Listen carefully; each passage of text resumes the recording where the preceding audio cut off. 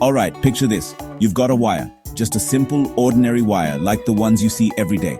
And you run some current through it, connect it to a battery, and suddenly electrons start zipping through that wire. And boom! You get a magnetic field around it. It's like an invisible force field that surrounds the wire, a direct result of the moving electric charges. This is electromagnetism in its simplest form. But what if, instead of a boring straight wire, just lying there, doing nothing particularly exciting, I take that wire and twist it into a loop, bend it, shape it, give it a new form? What happens then? Does the magnetic field change? Does it get stronger, weaker, or stay the same? Now let's stick that loop smack in the middle of a magnetic field. We're talking about a powerful magnetic field created by some strong magnets. Here's where the magic happens. This is where things get really interesting and where we start to see the true power of electromagnetism. I connect the ends of the coil to a battery. Current starts flowing.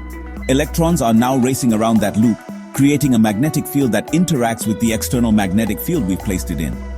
But instead of just sitting there, the coil, something amazing happens. It actually spins. Why? Let's break it down. Let's dive into the physics behind this seemingly magical rotation and understand the forces at play. So, say I have a rectangular coil, a simple shape that makes it easier to visualize the forces acting on it. Just chilling between the north and south poles of a permanent magnet. It's perfectly positioned to interact with the magnetic field lines. The wire has two long sides, let's call them PQ and RS. These are the key players in our little electromagnetic drama. Both sides are perpendicular to the magnetic field. This is crucial because the force on a current-carrying wire is strongest when it's perpendicular to the magnetic field. When current flows, the direction on PQ is opposite to RS. This difference in current direction is what sets the stage for the rotation. Now, here's where Fleming's left-hand rule jumps in. This handy rule helps us figure out the direction of the force on a current-carrying wire in a magnetic field. Stick your thumb, forefinger, and middle finger out at right angles.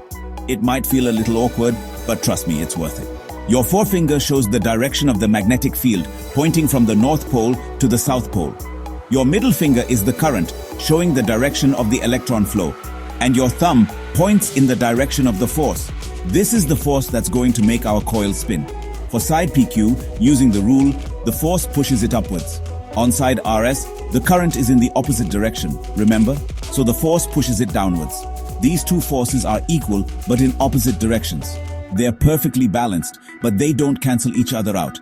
They create what's called a couple, not the dating kind, a physics couple, a pair of equal and opposite forces acting on an object, causing it to rotate. This couple produces torque. Think of torque like the twist you give when opening a bottle. It's a rotational force that causes things to spin. This torque makes the coil spin. It's the driving force behind the rotation we observed earlier. The more current you pump through, the bigger that turning effect or torque. More current means a stronger magnetic field, which in turn means a stronger force and more torque. Now imagine stacking up more loops, like a multi-layered coil. Each loop contributes to the overall magnetic field and the resulting torque. The torque gets even stronger. That's because each loop experiences the same force, and those forces add up. That's why electric motors, the things that power your fans, toys, and electric cars, use coils and magnets. They're all based on this fundamental principle of electromagnetism. It all comes down to this simple turning effect. A current-carrying coil in a magnetic field experiences a torque that makes it spin. So, next time you see a motor, remember, it's just a bunch of wires spinning because of some invisible magnetic push and pull. It's a beautiful demonstration of the power of electromagnetism. It's science making things move, literally, taking the invisible forces of nature and harnessing them to create motion and power. Keep asking questions, keep exploring, and who knows, you might just invent the next big thing in tech. Maybe you'll find a new way to harness electromagnetism to power the world. Catch you in the next video. Keep learning, keep creating, and keep exploring the wonders of science.